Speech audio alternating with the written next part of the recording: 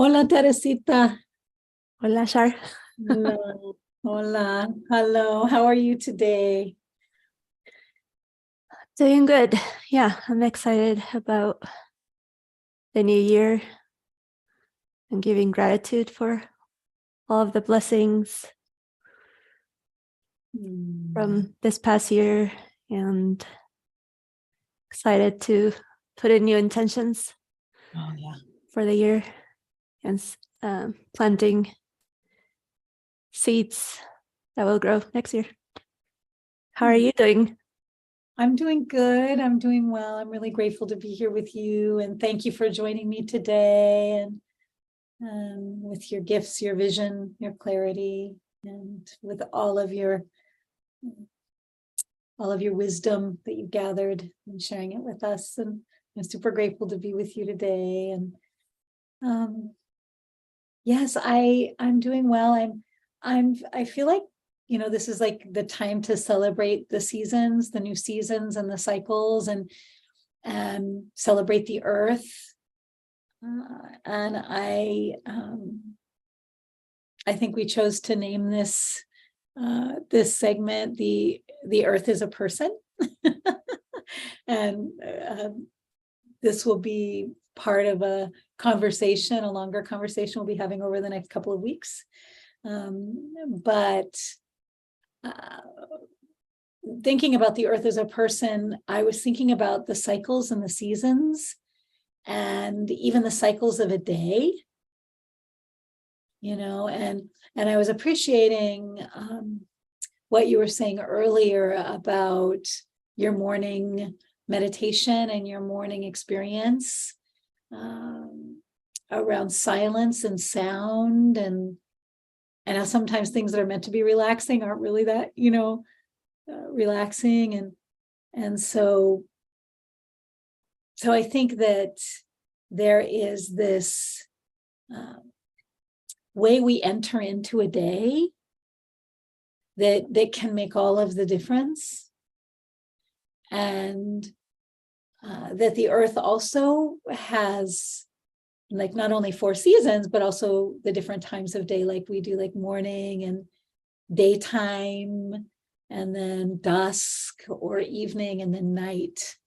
And how she has to I loved what Issa said about the birds. Issa Lapointe says about the birds, how they're like letting us know they made it through the night when they're all chirping in the dawn. They're like, oh, we made it through the night.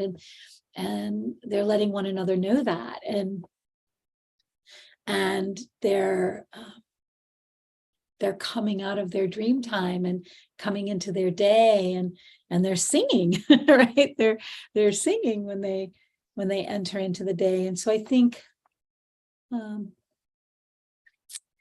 there is that the earth also needs this, right? The earth also needs this awakening that happens in the morning, the song of the morning and the dawn, and then going into the day, and then and then to the afternoon, and then to resting into the silence, and back into the source. And we're not really doing that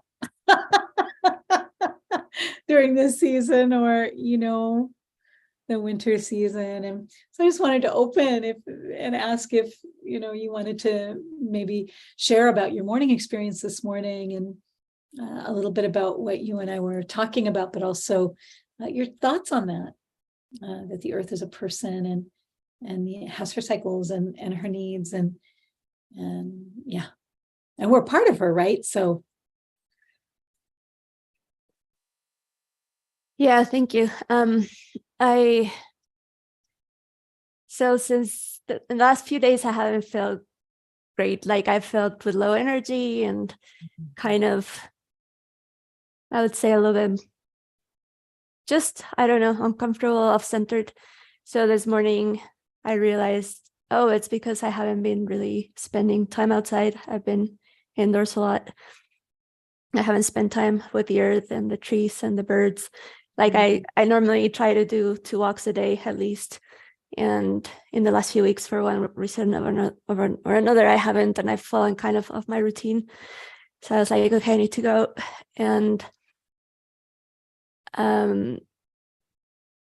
but I also got a sense like this tiredness is also kind of tapping into the energy of the earth and how the earth needs silence and rest.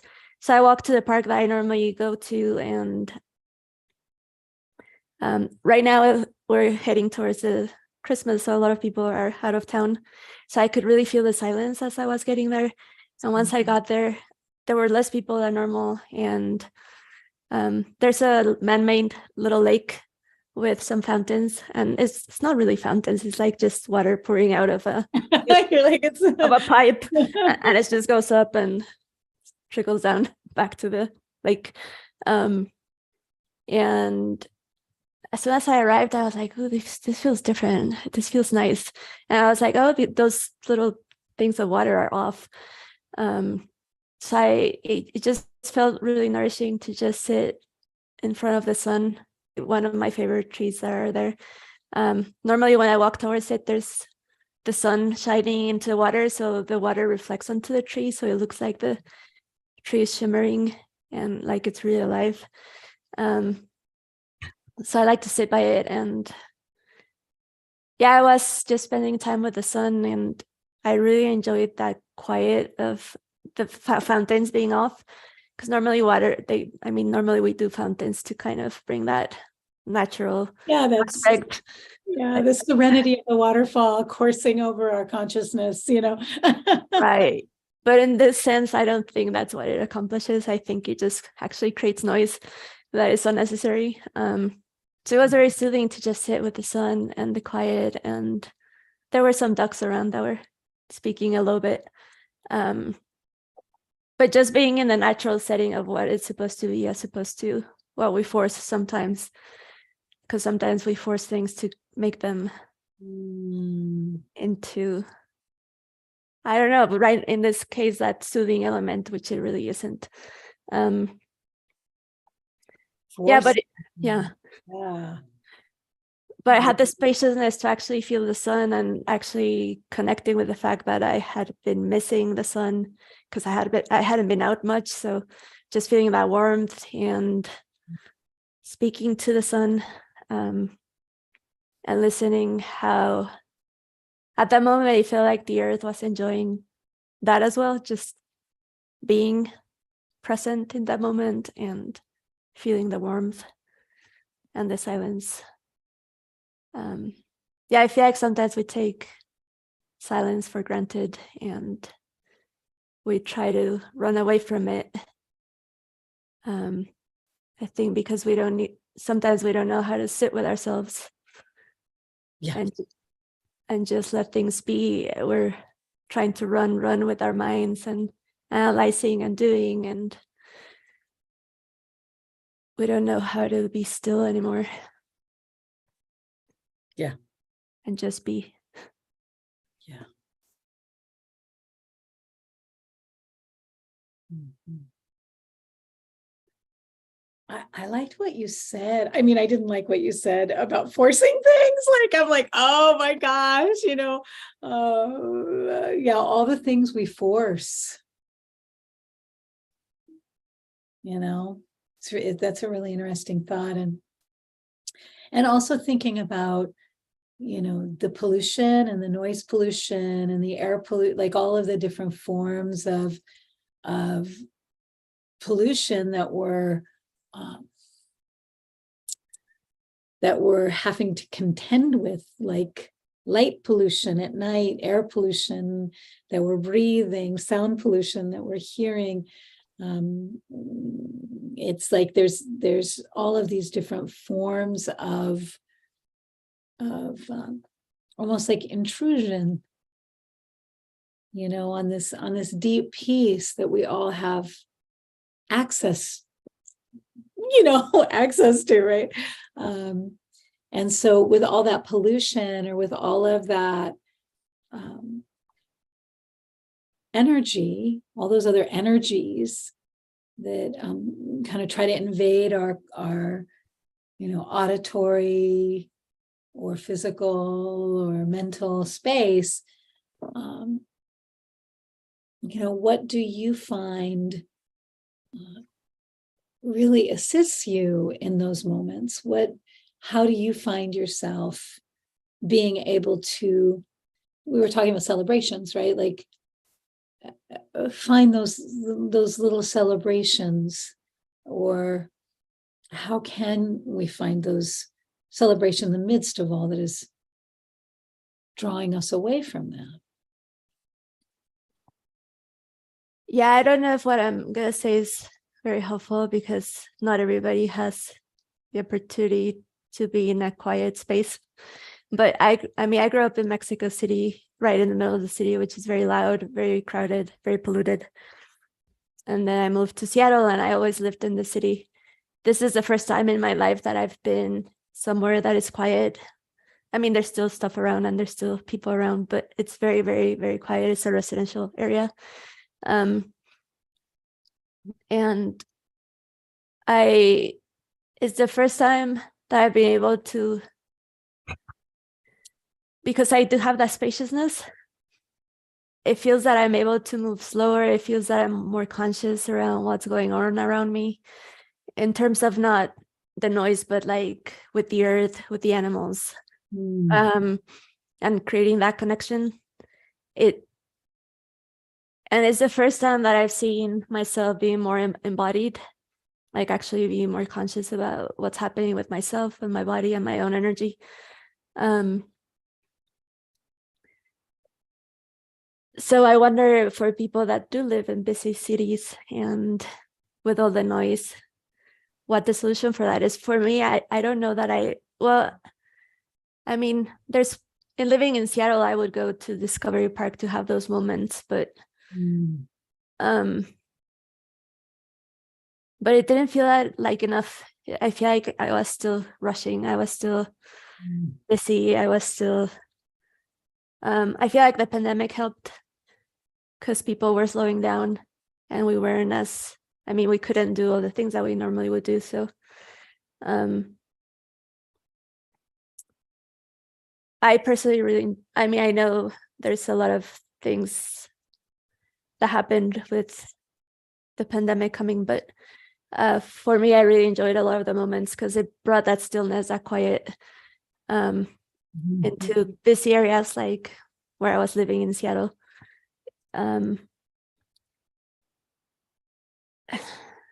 But I think there's something about the physicality of being somewhere where you can get that peace and quiet, but also I think it also requires a lot of consciousness about quieting down that noise and creating your own bubble of space and energy, right? Like sometimes on my prayers, I'm like just thinking about work and thinking about this person or that other person.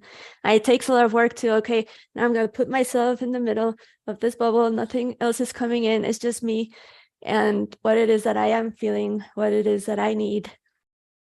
So it's like that continuous effort to put that noise outside of yourself and just see it as noise.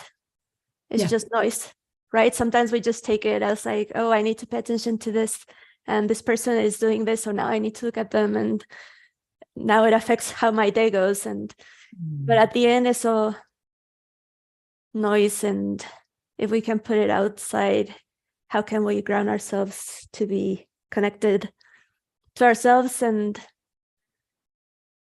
I feel like what we really need to connect to is the earth, the great spirit, the divine, the mystery. But we try to connect with so many other things that are not useful. And almost like, I'm sorry, Teresita. No, I'm done.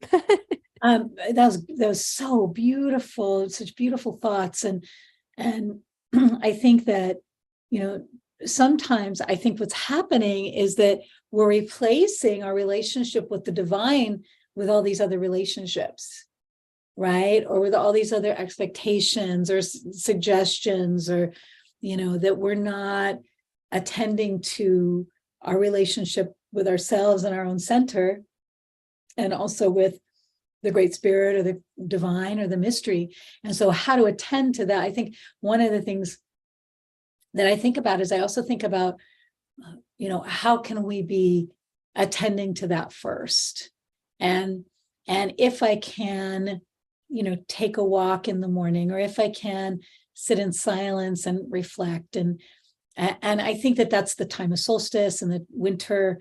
It really asks us to find a time to sit, to reflect, to go inside, to look at, how we really can be dreaming, how we really can be, hearing each other and seeing each other, but also how can we hear and see ourselves, and how can we hear and see, one of the things I'm hearing from my patients and clients and things and some of my students is that, oh, what a wonderful world. And, oh, holy, what the actual fuck is going on?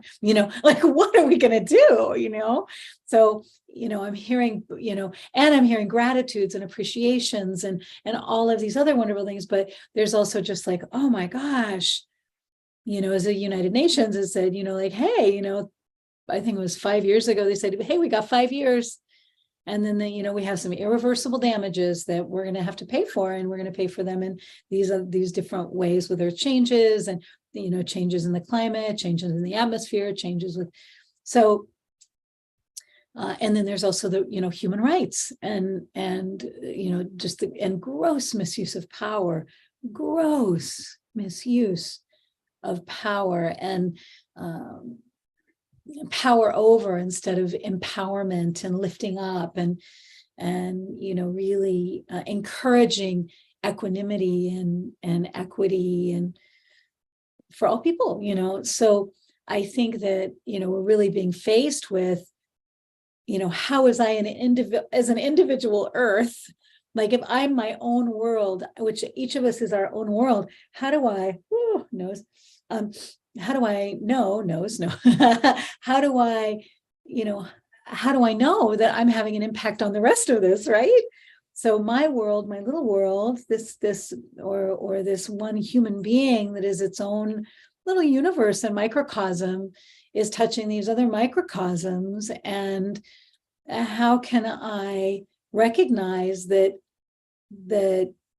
what I'm touching is touching me, and what I'm touching is really the rest of the world through anyone else that I'm in contact with. So so I'm going to need to do those things that like the earth does. Like I need to rest. I need to have, snow. The whole point of snow is like, oh, I'm the mantle of snow, and the snow silences or dampens, or and no matter where you go in the world, there's seasons and they may not be visible, but the body knows, and the trees know, and the birds know, and they migrate, and the insects know, and everybody as a really clear cycle or season. And when we start to see changes in those, that's where we know, oh, how do we, celebrate the gifts, do our work, address that we're all having really strong feelings about things, and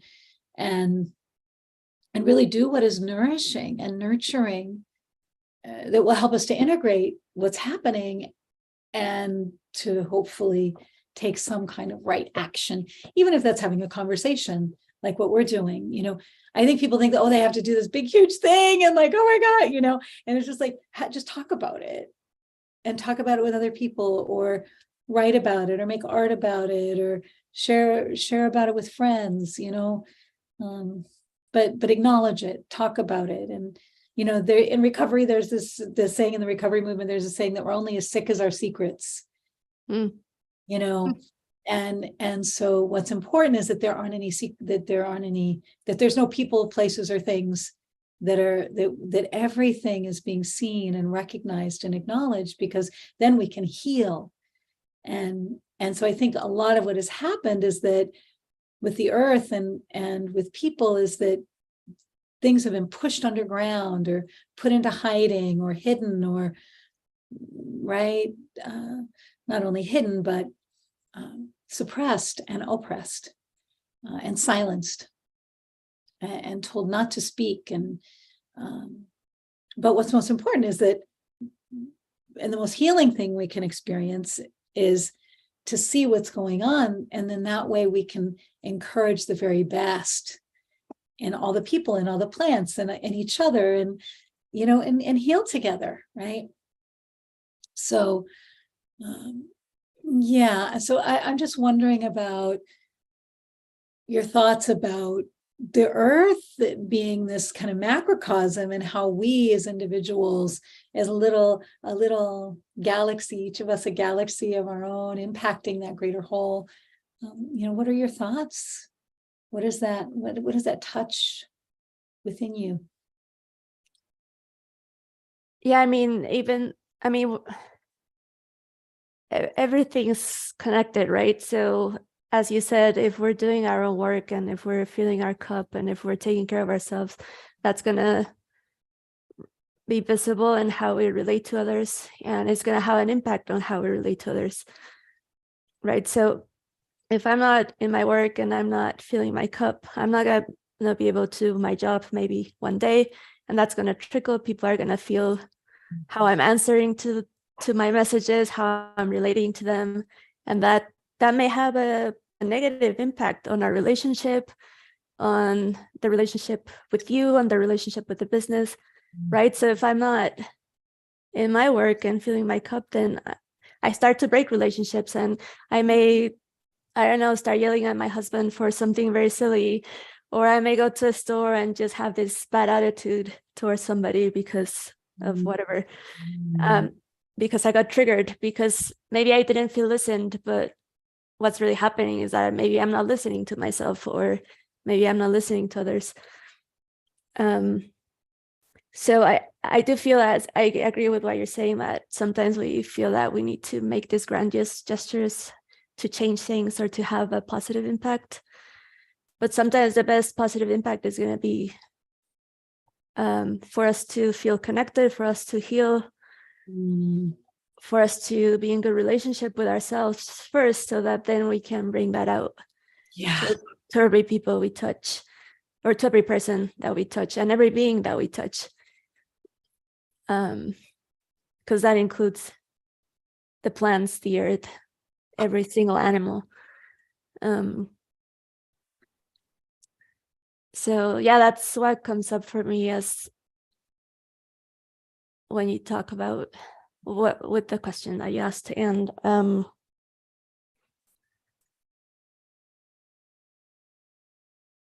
yeah, in the last year, I've been very more conscientious even about how I send text messages, and or how I relate to every single person, whether it's through a phone call that I'm doing to QuickBooks to ask a question, and realizing that there's a human being on the other side, and that they have feelings, and that they, and yeah, try to connect. I've had many people on the receiving end, like when I ask them, so how are you doing? They're like, oh, thank you for asking. This is really nice. Yes. Yeah. Because sometimes we just go into all these interactions, just sometimes it feels like we're just doing transactions, and we're just approaching people as like, what am I going to get from you? As opposed to, how can we make this moment a moment, and how can we relate to each other in a sense that we're connecting as people, and that we're both human beings, and how can we acknowledge that we both have feelings, and we both are sentient, and all these things. And even if it's like I don't know, 5-minute conversation, how can it become something special as opposed to just a transaction where you're trying to see what you can get from the other person? Right. That's very powerful. Yeah, not a transaction. You know, relationships aren't transactional, like not seeing them as transactional, but as an opportunity to really enter into the sphere of life with other beings, to create more life from our interactions. Yeah. Yeah, because even though you're not going to become best friends with the cashier at the store, they're still a person. You may still see them often, or maybe it's the only time you see them. But that interaction that you have with them can have a huge impact. Maybe they're a person that never feels seen, and if you see them for that 5 minutes that you interact with them, that can have a huge impact. And I believe that that's how we can heal others and help others heal, because we're not healing them. We all heal ourselves, but we can help others heal. And it's a trickle effect. Like that interaction may have them then make their day, and interactions that they have that day, maybe they're going to become more beautiful than they would have otherwise. And that has an effect. And then those people go to their homes and they can interact better with their families, and those families can interact better with their friends, and it just keeps going and going, right? I'd asked if you had a poem that you'd like to share, and I'm wondering if you could share that, because I think that's one of the ways that we can go to solutions instead of pollutions. Like, I think that poetry is one of our solutions. I think that, conversations, communications, expressions, that those are solutions, but we also have these pollutions of, like you said, attitudes, and feelings, and how to, we're not always going to have control of our feelings. I mean, I know that for certain, but what's important is that our feelings are not running the show, that our feel, and we're not suppressing them, right? But that also we're not kind of letting them splash everywhere, and but sometimes that happens. And then the key is, when we do have pollutions, how do we with our attitudes, or with what we're really putting out, or taking in, then how do we clean that up? So I think it's powerful. I think a part of that answer is in the integration of winter. But I wanted to know if you would read one of your pieces for us. Yeah, I would love to. Thank you. I had several that I wanted to read, but we'll just read this one. Spiraling through the depths of life, finding new ways to love, new ways to see, new ways to be.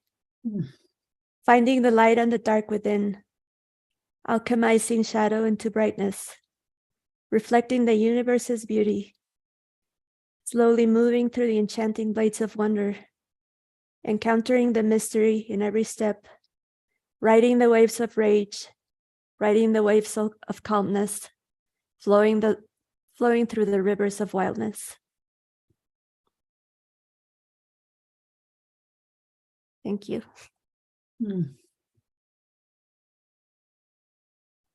Oh, Teresita, that's just it's so perfect. It's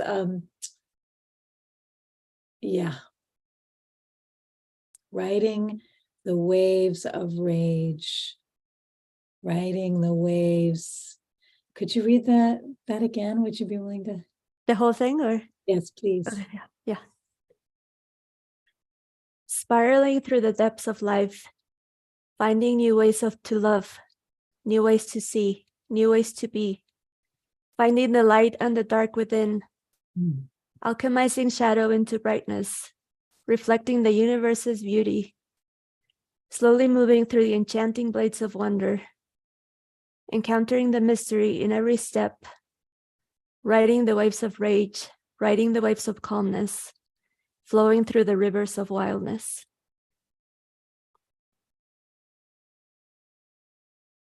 Yeah. Calmness, rage and calmness, wildness. It's gorgeous. Yeah, thank you so much. It's and it feels like it feels like a prayer. You're like nuevo, nuevo, nuevo. You're like new, asking us to really see things from a new perspective or in a new way, and have a new experience. And I think that that's what we can do if we can work with our rage and work with our calmness, and kind of find our way back to ourselves and back to each other. And I think that this season offers us an opportunity to do that, if we can slow down, if we can reflect on our own behaviors and attitudes, and ask for some guidance and some wisdom, and to acknowledge that the earth is a person, and we're a part of her, and And I think, one of the artists at the holiday fair was an Iranian artist. She's really amazing. And I think Nakisa, is that right? A Yeah, friend of Nakisa. yours? Yeah. Depana. Mhm. And this is one of her cards. And Yeah, yeah. and it's woman, life, freedom, woman, life, freedom. And with all of the beautiful language and letters and right. But one of the things and her art is so beautiful, and please support her. She's an Iranian woman, and her art is just stunning. And you can find her.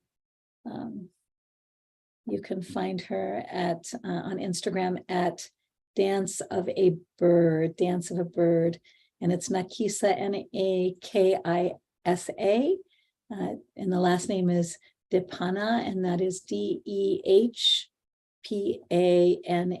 So just this is one of the things I think of when I think of like the calmness and the warrior, is this movement with woman, life, and freedom, and that the Iranian women are going through, and all of the ways and all of the every feeling that is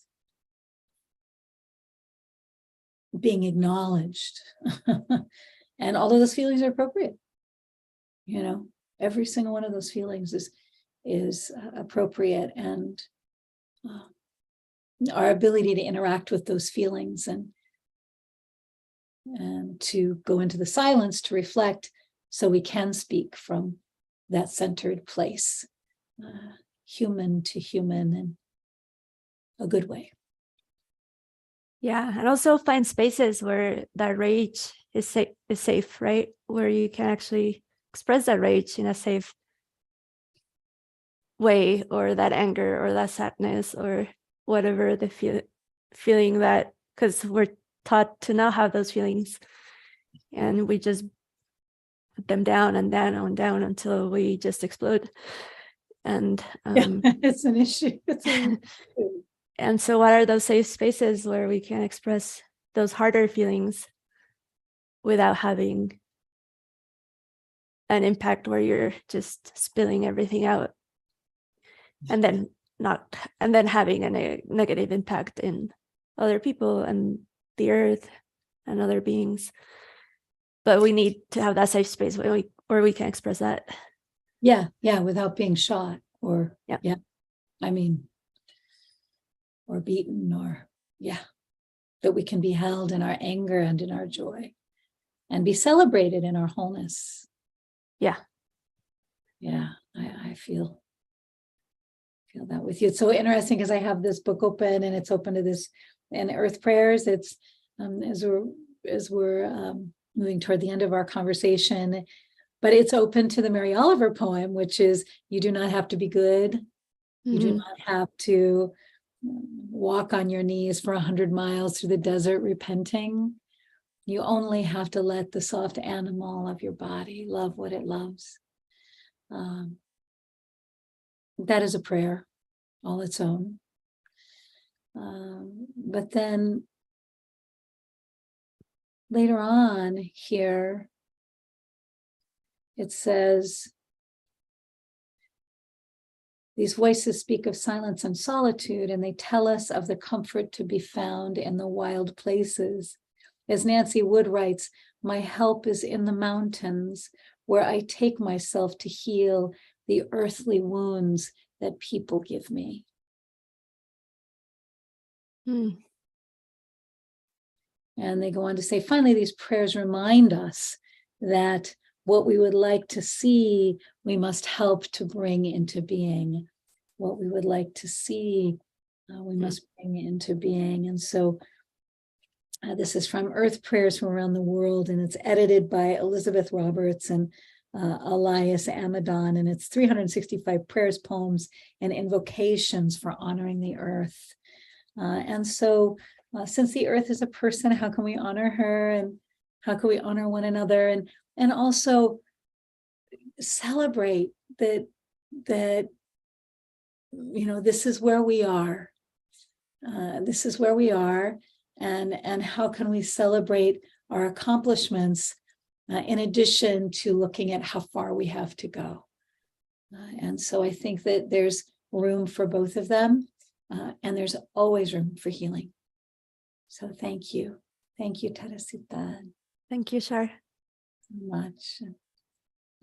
Happy solstice and return of the sun, and any holy days that you may celebrate to welcome in this new year and this time in the winter, the return of the light. Thank you so much for being with me and for having this conversation. And I look forward to our next conversation with Issa as we continue to explore the earth as a person. Thank you. Thank you.